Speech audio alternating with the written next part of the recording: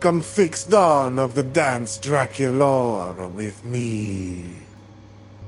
Starting by dipping Count Drac in the holy water to fix her soul for the party. Washing Count Drac with the leper soap to get the glue out of the hair.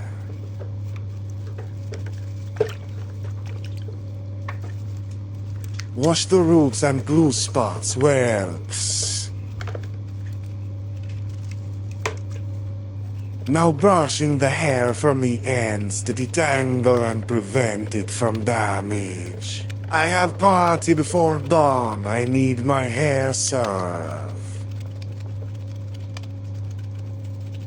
Now the greaser method to make sure the hair is glue-free. Spray well and be generous. Now brush the hair gently.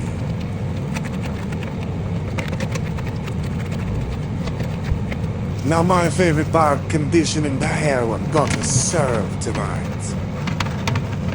Brush the hair well and gently. Now boil and wash the hair, it's gonna hurt, especially for fierce vampire like me. Follow for part 2.